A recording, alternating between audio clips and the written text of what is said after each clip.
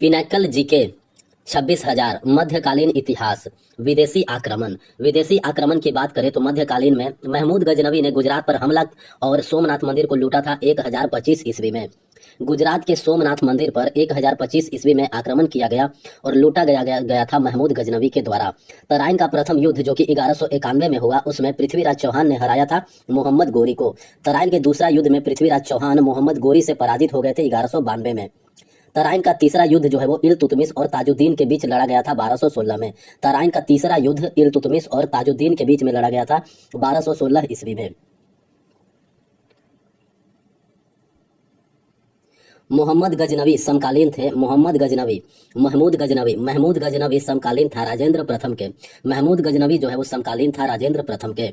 अल बरूनी फारसी विद्वान अफगानिस्तान से भारत तक किस आक्रमणकारी के साथ आया था महमूद गजनवी के साथ।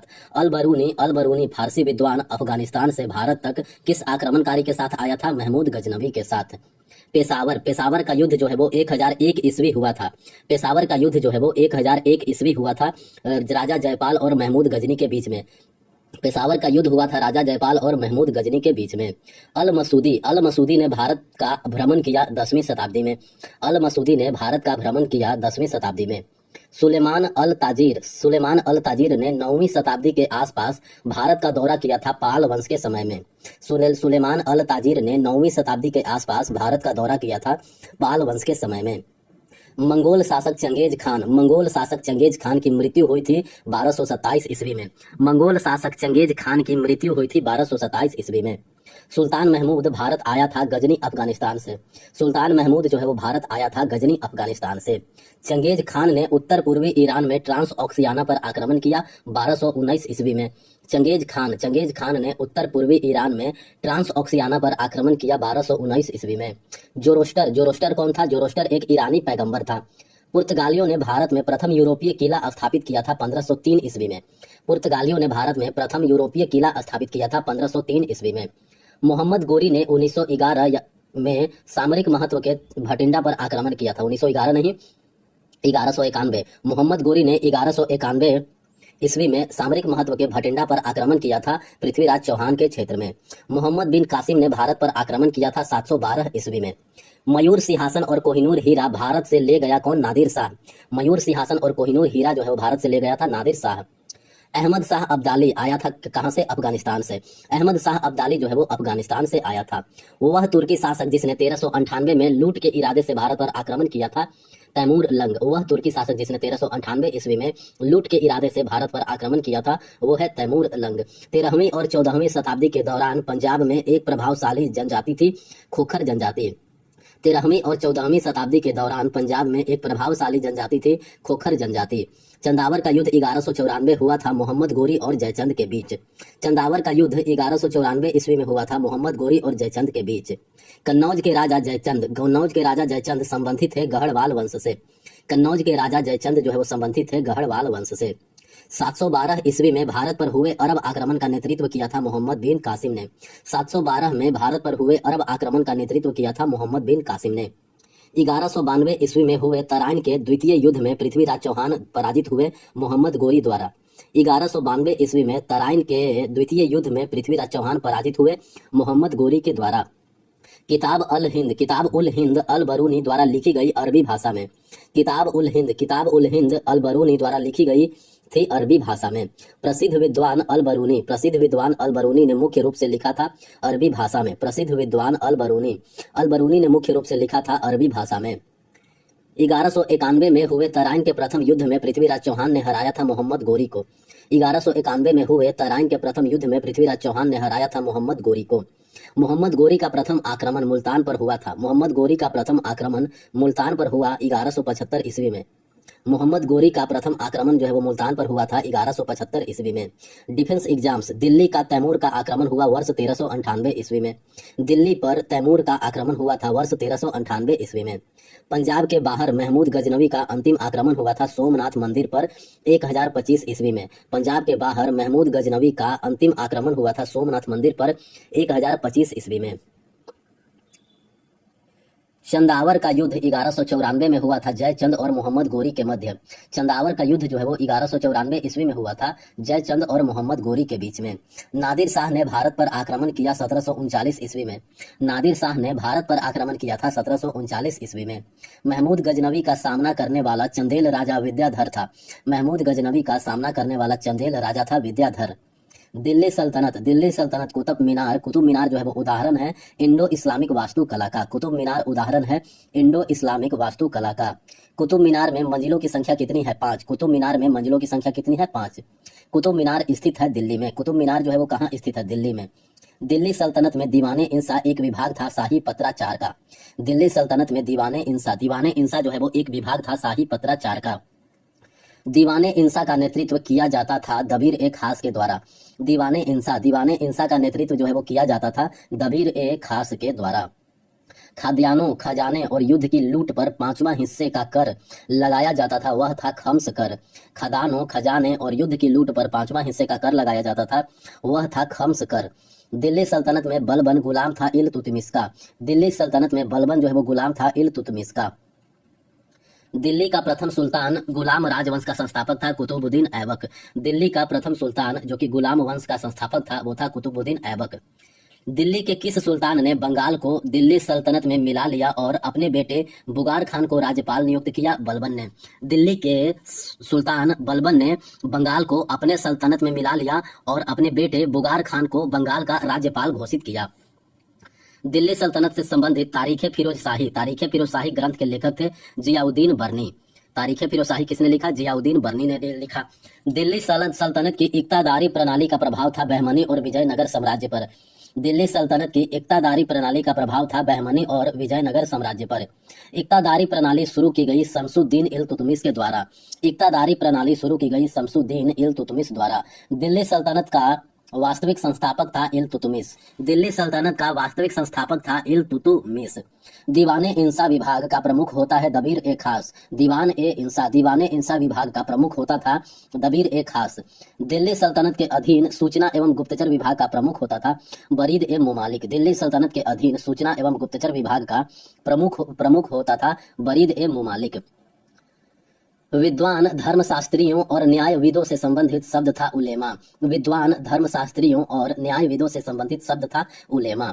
दिल्ली सल्तनत के अंतर्गत जकात नामक धार्मिक कर लगाया गया था भारत में अमीर और समृद्ध मुसलमानों पर। दिल्ली सल्तनत के अंतर्गत जकात नामक धार्मिक कर लगाया गया था भारत में अमीर और समृद्ध मुसलमानों पर। तबकात ए नसीरी फारसी भाषा में लिखी गई थी मिनहाज ए सिराज के द्वारा। तबकात ए नसीरी जो है वो फारसी भाषा में लिखी गई थी मिनहाज ए सिराज के द्वारा। अनंगपाल तोमर ने पृथ्वीराज चौहान से पहले शासन किया था दिल्ली में। अनंगपाल तोमर ने पृथ्वीराज चौहान से पहले शासन किया था दिल्ली में। तारीख ए मुबारक शाही के लेखक हैं याहिया बिन अहमद सरहिंदी। तारीख ए मुबारक शाही के लेखक हैं याहिया बिन अहमद सरहिंदी। सैन्य सेवा के लिए खरीदे गए विशेष दास कहलाते थे बंदगान। सैन्य सेवा के लिए खरीदे गए विशेष दास जो है वो कहलाते थे बंदगान। किसी व्यक्ति को विशेष शर्तों पर सौंपी गई भूमि या भू राजस्व था इक्ता। किसी व्यक्ति को विशेष शर्तों पर सौंपी गई भूमि या भू राजस्व था इक्ता। दिल्ली सल्तनत में राजस्व एकत्र करने के लिए उत्तरदायी अधिकारी थे नजीर। दिल्ली सल्तनत में राजस्व एकत्र करने के लिए उत्तरदायी अधिकारी थे नजीर। दिल्ली सल्तनत में राज्य पत्राचार विभाग को कहा जाता था क्या? दिल्ली सल्तनत में राज्य पत्राचार विभाग को कहा जाता था दीवाने इंसा। दिल्ली सल्तनत में राज्य पत्राचार विभाग को कहा जाता था दीवाने इंसा। दिल्ली सल्तनत में न्याय विभाग को कहा जाता था दीवाने कजा ए ममालिक। दिल्ली सल्तनत में जो न्याय विभाग था न्याय विभाग को कहा जाता था दीवाने कजा ए ममालिक। दिल्ली सल्तनत में सैन्य विभाग को कहा जाता था दीवाने आरिज। दिल्ली सल्तनत में सैन्य विभाग को कहा जाता था दीवाने आरिज। दिल्ली सल्तनत की पहली और एकमात्र महिला शासिका थी रजिया सुल्तान। दिल्ली सल्तनत की पहली और एकमात्र महिला शासिका थी रजिया सुल्तान। काकतीय वंश का शासन समाप्त कर दिया गया दिल्ली सल्तनत के द्वारा। काकतीय वंश का शासन जो है वो समाप्त कर दिया गया दिल्ली सल्तनत के द्वारा। गियास उद्दीन बलबन ने दिल्ली की गद्दी संभाली और शासन किया 1266 से लेकर के 1287 तक।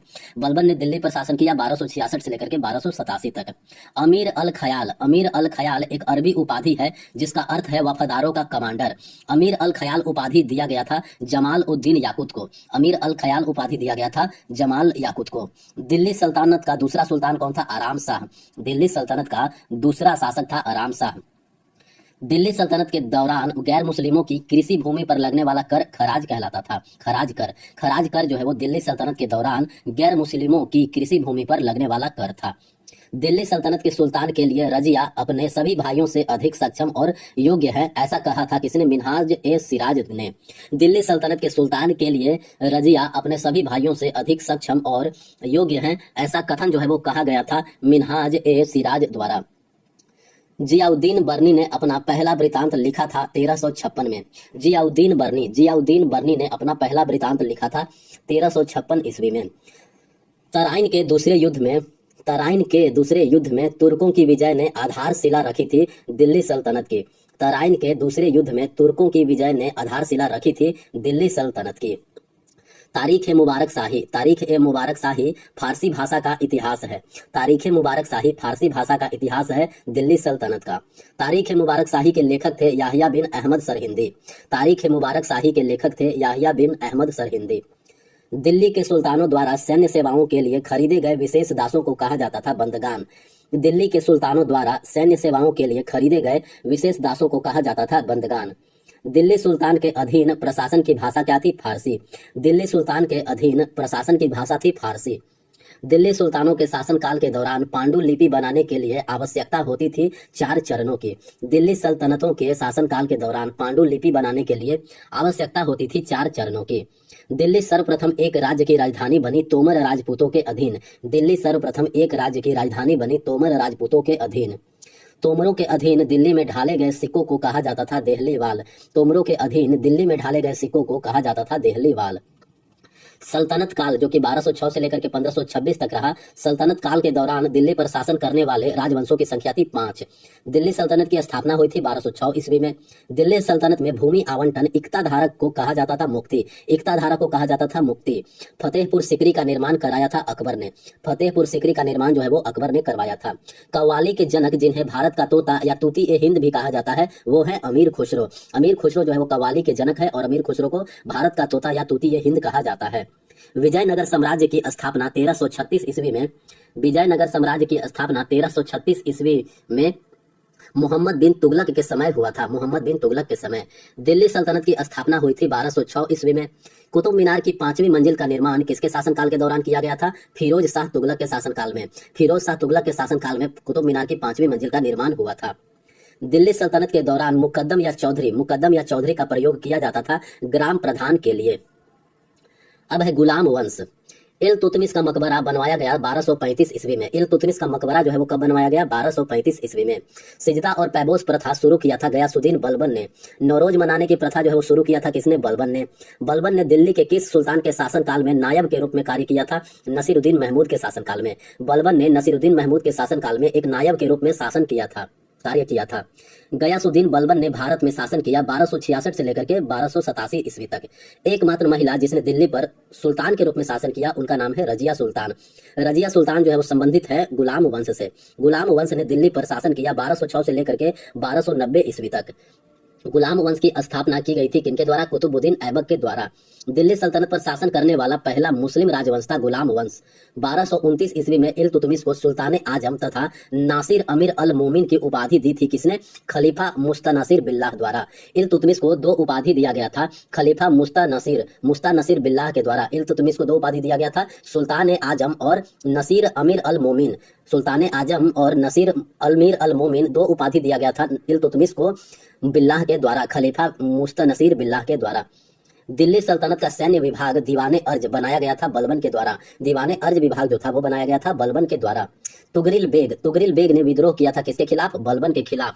तुगरिल बेग ने बलबन के खिलाफ विद्रोह किया था। तुगरिल बेग ने स्वयं को बंगाल का स्वतंत्र शासक घोषित किया था 1279 ईस्वी में। तुगरिल बेग ने स्वयं को बंगाल का स्वतंत्र शासक घोषित किया था 1279 ईस्वी में। 2 प्रकार के सिक्के, चांदी का टंका और तांबे का जित्तल किसने चलवाया था? इल्तुतमिश ने। 2 प्रकार के सिक्के, चांदी का टंका और तांबे का जित्तल चलवाया था इल्तुतमिश ने। 1197-98 ईस्वी में बदायूं पर कब्जा कर लिया था कुतुबुद्दीन ऐबक ने। 1197-98 ईस्वी में बदायूं पर कब्जा कर लिया था कुतुबुद्दीन ऐबक ने। इल्तुतमिश को प्रथम मुस्लिम गवर्नर के रूप में नियुक्त किया था कुतुबुद्दीन ऐबक ने। कुतुब मीनार उदाहरण है इंडो इस्लामिक वास्तुकला का। उलुग खां की उपाधि धारण की थी किसने? बलबन ने। मिनहाज ए सिराज एक इतिहासकार थे इल्तुतमिश के शासनकाल में। मिनहाज ए सिराज जो है वो एक इतिहासकार थे इल्तुतमिश के शासनकाल के दौरान। रजिया को दिल्ली सल्तनत की गद्दी से हटा दिया गया था 1240 ईस्वी में। रजिया को दिल्ली सल्तनत की गद्दी से हटा दिया गया था 1240 ईस्वी में। भारत की प्रथम महिला मुस्लिम शासिका रजिया सुल्तान। भारत की प्रथम महिला मुस्लिम शासिका थी कौन? रजिया सुल्तान। कुवत अल इस्लाम मस्जिद और मीनार बनवाए कुवत अल इस्लाम मस्जिद और मीनार बनवाए गए थे 12वीं सदी में। गयासुद्दीन बलबल ने भारत में शासन किया था 1266 से लेकर के 1287 तक। कुतुबुद्दीन ऐबक सेनापति था किनका? मोहम्मद गोरी का। भारत में पहली बार गैर मुसलमानों पर जजिया कर जो है वो लगाया गया था किसके द्वारा? कुतुबुद्दीन ऐबक के द्वारा। भारत में पहली बार गैर मुसलमानों पर भी जजिया कर लगाया गया था कुतुबुद्दीन ऐबक के द्वारा। दरबार में सिजदा और पैबोस प्रथा शुरू की गई थी गयासुद्दीन बलबन के द्वारा। रजिया सुल्तान का मकबरा हरियाणा में बना हुआ है पक्की ईंटों से। हौज ए सुल्तानी का निर्माण करवाया गया था इल्तुतमिश के द्वारा। हौज ए सुल्तानी का निर्माण करवाया गया था इल्तुतमिश के द्वारा। रजिया सुल्तान पुत्री थी किसकी? इल्तुतमिश की। रजिया सुल्तान जो है वो पुत्री थी इल्तुतमिश की। कुतुब मीनार की अनुमानित ऊंचाई है 73 मीटर। कुतुब मीनार जो है उसकी अनुमानित ऊंचाई है 73 मीटर। कुतुब मीनार की अनुमानित ऊंचाई है 73 मीटर 237.8 फीट। 1199 में कुतुब मीनार का निर्माण शुरू किया गया था कुतुबुद्दीन ऐबक के द्वारा। 1199 में कुतुब मीनार का निर्माण जो है वो शुरू किया गया था कुतुबुद्दीन ऐबक के द्वारा। गयासुद्दीन बलबन को प्रधानमंत्री के रूप में नियुक्त किया गया था नसीर उद दीन महमूद ने। गयासुद्दीन बलबन को प्रधानमंत्री के रूप में नियुक्त किया था नसीर उद दीन महमूद ने। निजाम उल मुल्क जुनैदी वजीर था सुल्तान इल्तुतमिश का। निजाम उल मुल्क जुनैदी वजीर था सुल्तान इल्तुतमिश का। गयासुद्दीन बलबन ने उपाधि धारण की जिल ए इलाही की। गयासुद्दीन बलबन ने उपाधि धारण की जिल ए इलाही की। रजिया सुल्तान का इतिहास लिखा था किसने? मिनहाज ए सिराज ने। रजिया सुल्तान का इतिहास जो है वो लिखा था किसने? मिनहाज ए सिराज ने। मलिक इख्तियारुद्दीन अल्तुनिया ने रजिया सुल्तान को बंदी बना लिया था किला मुबारक भटिंडा में। मलिक इख्तियारुद्दीन अल्तुनिया ने रजिया सुल्तान को बंदी बना लिया था किला मुबारक भटिंडा में। भटिंडा में किला मुबारक का निर्माण करवाया गया था राजा डाब के द्वारा। भटिंडा में किला मुबारक का निर्माण करवाया गया था राजा डाब के द्वारा। इल्तुतमिश ने 40 लोगों का एक संगठन समूह बनाया था जिसे कहा जाता था तुर्काने चिहलगानी। इल्तुतमिश ने 40 लोगों का संगठन बनाया था जिसे कहा जाता था तुर्काने चिहलगानी। तुर्की मूल का दिल्ली के मामलुक वंश का तीसरा शासक बना इल्तुतमिश। कुतुब मीनार में 5वीं मंजिल जो है वो बनवाई गई थी फिरोज शाह तुगलक के द्वारा। अजमेर में 2.5 दिन का झोपड़ा नामक मस्जिद का निर्माण करवाया था किसने? कुतुबुद्दीन ऐबक ने। गुलाम वंश के संस्थापक तो कौन थे? कुतुबुद्दीन ऐबक। इल्तुतमिश एक राजा था गुलाम वंश का। तुर्काने चिहलगानी की स्थापना की गई थी इल्तुतमिश के द्वारा। गुलाम वंश की स्थापना कुतुबुद्दीन ऐबक द्वारा किया गया था जो सेनापति था मोहम्मद गोरी का। दिल्ली में स्थित कुतुब मीनार की अनुमानित ऊंचाई 73 मीटर है। रजिया सुल्तान पुत्री थी शमसुद्दीन इल्तुतमिश की। दिल्ली सल्तनत में सैन्य अधिकारियों को हस्तांतरित प्रादेशिक इकाइयों को जाना जाता था इक्ता के नाम से। दिल्ली सल्तनत में सैन्य अधिकारियों को हस्तांतरित प्रादेशिक इकाइयों को जाना जाता था इक्ता के नाम से। कुवत उल इस्लाम मस्जिद स्थित है कहाँ? दिल्ली में। कुवत उल इस्लाम मस्जिद जो है वो स्थित है दिल्ली में। हौज ए सुल्तानी दिल्ली के बाहर एक बड़ा जलाशय था जिसका निर्माण किया गया था किसके द्वारा? सुल्तान इल्तुतमिश के द्वारा। हौज ए सुल्तानी दिल्ली के बाहर एक बड़ा जलाशय था जिसका निर्माण किया गया था सुल्तान इल्तुतमिश के द्वारा। सबसे प्राचीन मस्जिदों में से एक 2.5 दिन का झोपड़ा नामक मस्जिद स्थित है अजमेर में। सबसे प्राचीन मस्जिदों में से एक 2.5 दिन का झोपड़ा नामक मस्जिद स्थित है अजमेर में। प्रसिद्ध इतिहासकार फखर ए मुद्दबीर समकालीन थे इल्तुतमिश के। रजिया दिल्ली की सुल्तान बनी थी 1236 ईस्वी में। दिल्ली की पहली महारानी रजिया सुल्तान को कैद कर लिया था किला मुबारक में। रजिया सुल्तान पराजित हुई थी अपने विद्रोही सेनापति मलिक इख्तियार उद्दीन अल्तुनिया से। रजिया सुल्तान जो है वो पराजित हो गई थी अपने विद्रोही सेनापति अल्तुनिया से। कुतुबुद्दीन ऐबक द्वारा स्थापित गुलाम वंश उत्तर भारत पर शासन किया था 1206 से लेकर के 1290 तक। वह सुल्तान जो अंततः तुर्काने चिहलगानी की शक्ति को तोड़ने और नष्ट करने में सफल रहा उसका नाम है बलबन। स्थापत्य कला की मामलुक शैली संबंधित है गुलाम वंश 1206 से लेकर के 1290 तक।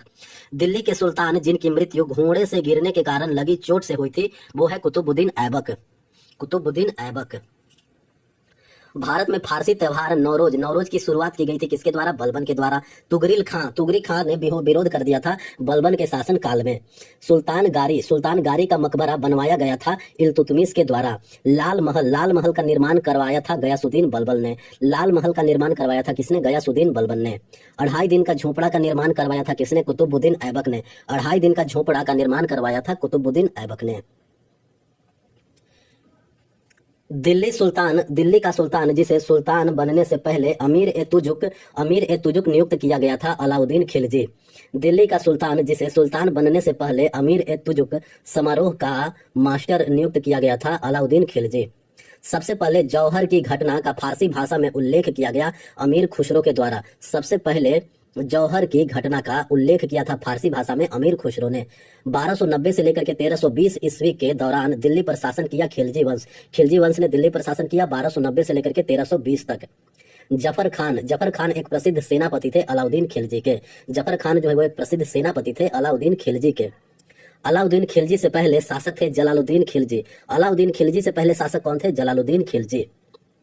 मलिक काफूर गुलाम सेनापति था। मलिक काफूर जो है वो गुलाम सेनापति था किसका? अलाउद्दीन खिलजी का। देवगिरी के रामचंद्र के विरुद्ध युद्ध का नेतृत्व किया था मलिक काफूर ने। देवगिरी के रामचंद्र के विरुद्ध युद्ध का नेतृत्व किया था मलिक काफूर। दाग एवं हुलिया प्रथा तथा सैनिकों को नकद देने वेतन भुगतान करने का शुरुआत किया था अलाउद्दीन खिलजी ने। दाग एवं हुलिया प्रथा शुरू किया था अलाउद्दीन खिलजी ने और सैनिकों को नकद वेतन भुगतान करने का भी प्रथा शुरू किया था अलाउद्दीन खिलजी ने। अलाउद्दीन खिलजी के शासनकाल में कपड़ा बाजार को कहा जाता था सराय ए अदल। कपड़ा बाजार को खिलजी के शासनकाल में कहा जाता था सराय ए अदल। अलाउद्दीन खिलजी ने अपनी राजधानी बनाई थी किसको? सीरी नाम से।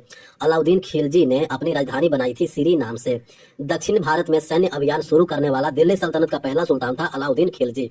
1290 ईस्वी में खिलजी वंश का संस्थापक कौन था? जलालुद्दीन फिरोज खिलजी। अलाई दरवाजा में उपयोग हुआ है लाल बलुआ पत्थर। अलाउद्दीन खिलजी के अधीन एक अधिकारी प्रचुर मात्रा में माल की आपूर्ति सुनिश्चित करने के लिए एक व्यापारी रजिस्टर का निरीक्षण करता था। सहना ए मंडी एक अधिकारी था जो कि प्रचुर मात्रा में माल की आपूर्ति सुनिश्चित करने के लिए एक व्यापारी रजिस्टर का निरीक्षण करता था। अलाउद्दीन खिलजी के शासनकाल में प्रचलित कर थे 3: जजिया कर, घरी कर, चरी कर। अलाउद्दीन खिलजी के शासनकाल में 3 कर जो प्रसिद्ध थे वो थे जजिया कर, घरी कर एवं चरी कर। अलाउद्दीन खिलजी द्वारा चित्तौड़ पर आक्रमण किया गया था 1303 ईस्वी में। अलाउद्दीन खिलजी द्वारा चित्तौड़ पर आक्रमण किया गया था 1303 ईस्वी में। चित्तौड़गढ़ में विजय स्तंभ का निर्माण राणा कुंभा ने करवाया था। महमूद खिलजी को पराजित करने के बाद चित्तौड़गढ़ में विजय स्तंभ का निर्माण राणा कुंभा ने करवाया था। महमूद खिलजी को पराजित करने के बाद कुतुब मीनार के आसपास एक अधूरा स्मारक अलाई मीनार का निर्माण शुरू करवाया था अलाउद्दीन खिलजी ने। कुतुब मीनार के आसपास एक अधूरा स्मारक अलाई मीनार का निर्माण शुरू करवाया था अलाउद्दीन खिलजी ने। आवास, खेती और मवेशियों पर कर लगाया गया था अलाउद्दीन खिलजी के शासनकाल में। आवास, खेती और मवेशियों पर कर लगाया गया था अलाउद्दीन खिलजी के शासनकाल में। अलाउद्दीन खिलजी ने दिल्ली सल्तनत पर शासन किया 1296 से लेकर के 1316 तक। अलाउद्दीन खिलजी ने दिल्ली पर शासन किया 1296 ईस्वी से लेकर के 1316 ईस्वी तक। मलिक काफूर सेनापति था अलाउद्दीन खिलजी का। मलिक काफूर जो है वो सेनापति था किसका? अलाउद्दीन खिलजी का। दिल्ली सल्तनत के सभी विभागों की देखरेख करने वाला सबसे महत्वपूर्ण अधिकारी होता था दीवाने विजारत। दिल्ली सल्तनत के सभी विभागों की देखरेख करने वाला सबसे महत्वपूर्ण अधिकारी होता था दीवाने विजारत। सुल्तान गयासुद्दीन खिलजी द्वारा निर्मित जहाज महल स्थित है मध्य प्रदेश के मांडू में। सुल्तान गयासुद्दीन खिलजी द्वारा निर्मित जहाज महल जो है वो स्थित है मांडू मध्य प्रदेश में। 1301 में जब अलाउद्दीन खिलजी ने रणथंभौर पर आक्रमण किया तब हिंदू शासक था हमीर देव। 1301 में जब अलाउद्दीन खिलजी ने रणथंभौर पर आक्रमण किया तब हिंदू शासक था हमीर देव। फारसी इतिहास में मुस्लिम सुल्तान को बताया गया ईश्वर की छाया। फारसी इतिहास में मुस्लिम सुल्तानों को बताया गया ईश्वरी की छाया। अलाउद्दीन खिलजी ने अपने सैनिकों के लिए एक नए गैरिसन शहर का निर्माण किया था जिसका नाम है सिरी किला। अलाउद्दीन खिलजी ने अपने सैनिकों के लिए एक नए गैरिसन छावनी शहर का निर्माण किया था जिसका नाम है सिरी किला। अलाउद्दीन खिलजी ने खराज कर बढ़ा दिया था 50%।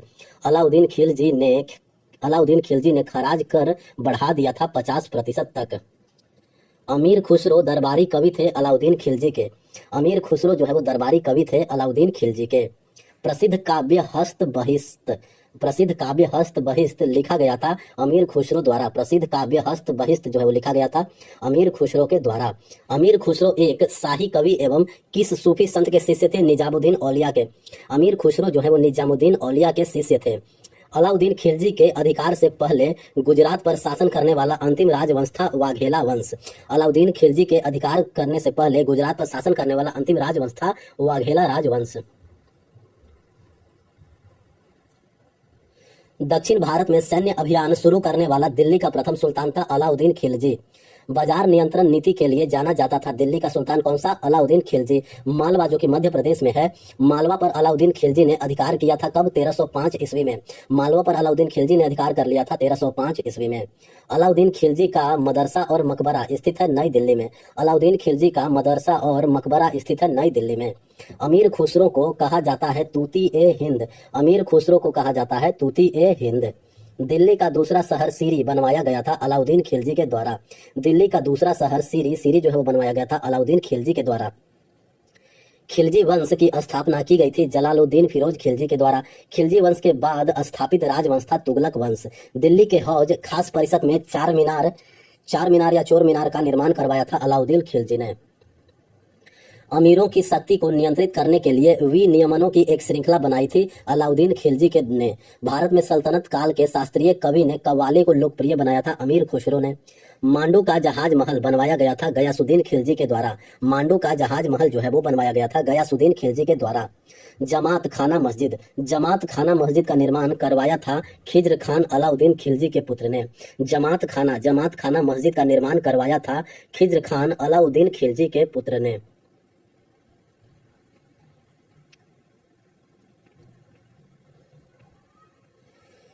तुगलक वंश मोहम्मद बिन तुगलक के सिंहासन का उत्तराधिकारी कौन हुआ? फिरोज शाह तुगलक। मोहम्मद बिन तुगलक का उत्तराधिकारी हुआ फिरोज शाह तुगलक। इब्न बतूता एक यात्री आया था मोरक्को से। गयासुद्दीन तुगलक ने विद्रोह का झंडा उठाया था नसीरुद्दीन खुसरो के विरोध में। गयासुद्दीन तुगलक ने विद्रोह का झंडा उठाया था नसीरुद्दीन खुसरो के विरुद्ध में। जियाउद्दीन बर्नी ने अपने इतिवृत्त क्रॉनिकल का पहला संस्करण लिखा था 1356 में। जियाउद्दीन बर्नी ने अपने इतिवृत्त क्रॉनिकल का पहला संस्करण लिखा था 1356 में। इब्न बतूता को दिल्ली का काजी नियुक्त किया गया था मोहम्मद बिन तुगलक द्वारा। इब्न बतूता को दिल्ली का काजी नियुक्त किया गया था मोहम्मद बिन तुगलक के द्वारा। फिरोज शाह तुगलक का मकबरा स्थित है दिल्ली में। फिरोज शाह तुगलक का मकबरा जो है वो स्थित है दिल्ली में। फतेहाबाद और हिसार शहर का निर्माण किया गया था फिरोज शाह तुगलक के द्वारा। फतेहाबाद और हिसार शहर का निर्माण किया गया था फिरोज शाह तुगलक के द्वारा।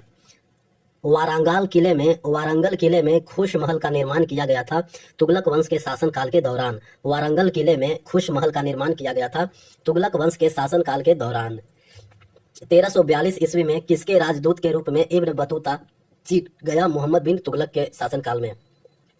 1342 ईस्वी में किसके राजदूत जो है वो इब्न बतूता चीन गया था? तो मोहम्मद बिन तुगलक का राजदूत बन करके इब्न बतूता जो है वो चीन गया था 1342 ईस्वी में। मोहम्मद बिन तुगलक ने दीवाने अमीर ए कोही नामक कृषि विभाग की स्थापना की दोआब में कृषि सुधार के लिए। मोहम्मद बिन तुगलक किसकी मृत्यु के बाद गद्दी पर बैठा? गयासुद्दीन तुगलक के बाद। मोहम्मद बिन तुगलक जो है वो गयासुद्दीन तुगलक की मृत्यु के बाद गद्दी पर बैठा। इब्न बतूता किसके शासन काल में आया था? मोहम्मद बिन तुगलक के शासन काल में। अजीज खुमार एक वाइन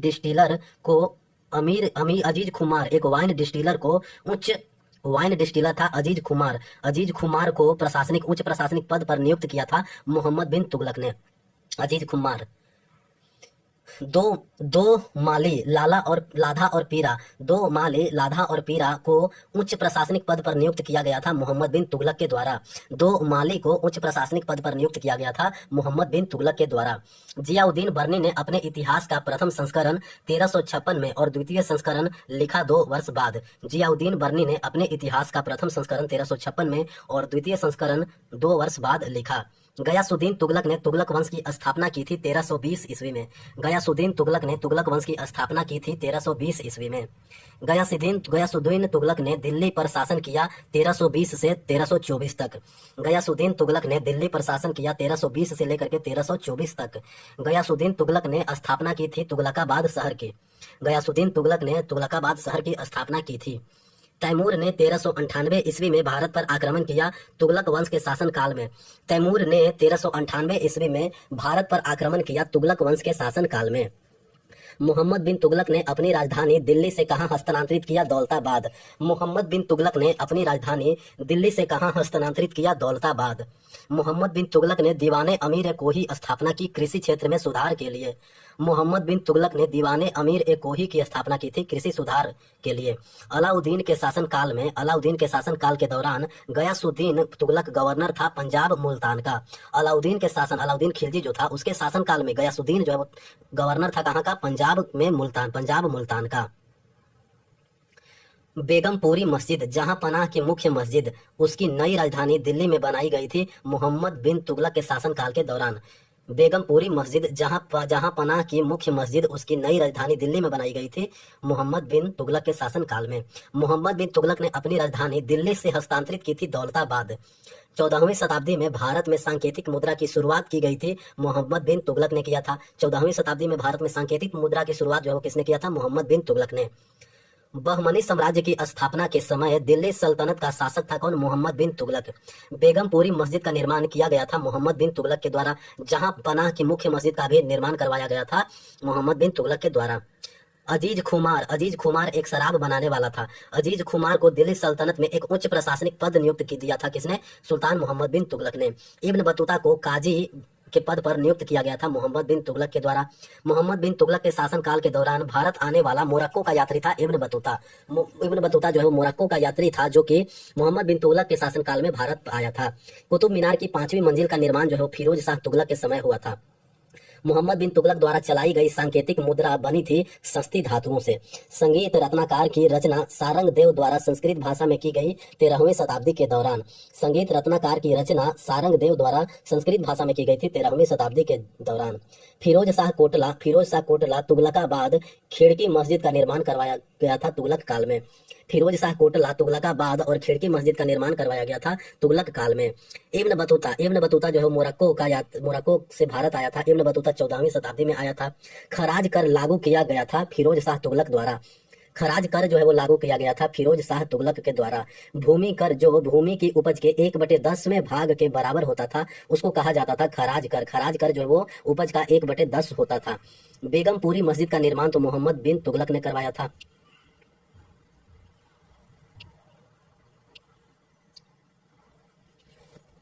मोहम्मद बिन तुगलक ने अपनी राजधानी स्थानांतरित कर दी थी दिल्ली से कहां? दौलताबाद। मोहम्मद बिन तुगलक ने अपनी राजधानी दिल्ली से दौलताबाद हस्तांतरित कर दिया था। शेख नसीरुद्दीन महमूद को जाना जाता है चिराग ए दिल्ली के नाम से। शेख नसीरुद्दीन महमूद को जाना जाता है चिराग ए दिल्ली के नाम से। देवगिरी अल्पकालिक राजधानी थी दिल्ली सल्तनत की। देवगिरी का नाम बदलकर दौलताबाद रखा गया था मोहम्मद बिन तुगलक के द्वारा। देवगिरी का नाम बदल करके दौलताबाद रखा गया था मोहम्मद बिन तुगलक के द्वारा। इब्न बतूता किसके दूत बनकर चीन गए थे? मोहम्मद बिन तुगलक के। इब्न बतूता जो है वो किसके दूत बनकर चीन गए थे? मोहम्मद बिन तुगलक के। दिल्ली का वह सुल्तान जिसने सबसे अधिक नहरें बनवाई फिरोज शाह तुगलक। दिल्ली का वह सुल्तान जिसने सबसे अधिक नहरें बनवाई थी फिरोज शाह तुगलक ने।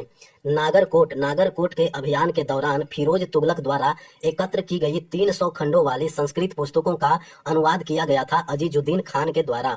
नागरकोट के अभियान के दौरान फिरोज तुगलक द्वारा एकत्र की गई 300 खंडों वाली संस्कृत पुस्तकों का अनुवाद किया गया था अजीजुद्दीन खान के द्वारा। सैयद वंश का प्रथम शासक कौन था? खिज्र खां। सैयद वंश का प्रथम शासक था खिज्र खां। सैयद वंश की स्थापना हुई थी 1414 ईस्वी में। सैयद वंश की स्थापना हुई थी 1414 ईस्वी में। मुबारक शाह किसका पुत्र था? खिज्र खां का। मुबारक शाह जो है वो पुत्र किसका पुत्र था? खिज्र खां का। सैयद वंश के शासक खिज्र खां 1414 21 ईस्वी। खिज्र खां 1414 21 ईस्वी। मुबारक शाह खिज्र खां जो है वो 1414 से लेकर के 1421 ईस्वी तक रहा। उसके बाद मुबारक शाह जो है वो 1421 से लेकर के 1434 ईस्वी तक रहा। उसके बाद मोहम्मद शाह जो है वो 1434 से लेकर के 1445 तक रहा। उसके बाद अलाउद्दीन शाह जो है वो 1445 से लेकर के 1451 ईस्वी तक रहा। सैयद वंश का दूसरा शासक हुआ मुबारक शाह। सैयद वंश का अंतिम शासक रहा अलाउद्दीन आलम शाह। सैयद वंश का शासन कब तक रहा? 1414 से लेकर के 1451 तक। तीन दरवाजा नामक स्मारक स्थित है कहाँ? गुजरात में। तीन दरवाजा नामक स्मारक स्थित है गुजरात में। सैयद वंश जो कि 1414 से लेकर के 1451 तक रहा। सैयद वंश का संस्थापक था कौन? खिज्र खां। दिल्ली में जमात खाना मस्जिद का निर्माण किया गया था किसके द्वारा? खिज्र खां के द्वारा। लोधी वंश की बात करें तो मोठ की मस्जिद जो कि दिल्ली में है, मोठ मस्जिद का निर्माण करवाया था लोधी वंश के शासन काल के द्वारा। मोठ मस्जिद का निर्माण करवाया गया था लोधी वंश के शासन काल में। मोठ की मस्जिद का निर्माण हुआ था मोठ की मस्जिद का निर्माण हुआ था बहादुर शाह। मोठ की मस्जिद का निर्माण हुआ था सिकंदर लोधी के शासन काल में। मोठ की मस्जिद का निर्माण हुआ था सिकंदर लोधी के शासन काल में।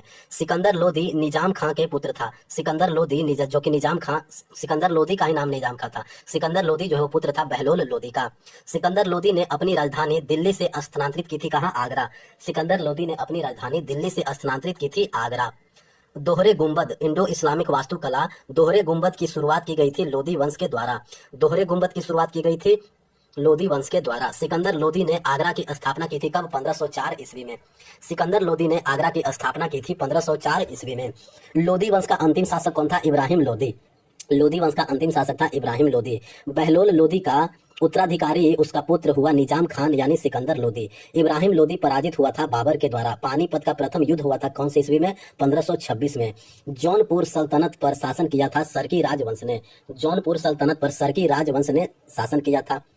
खतौली का युद्ध जो कि 1517 में हुआ था, खतौली का युद्ध हुआ था राणा सांगा और इब्राहिम लोधी के बीच में। खतौली का युद्ध हुआ था राणा सांगा और इब्राहिम लोधी के बीच में।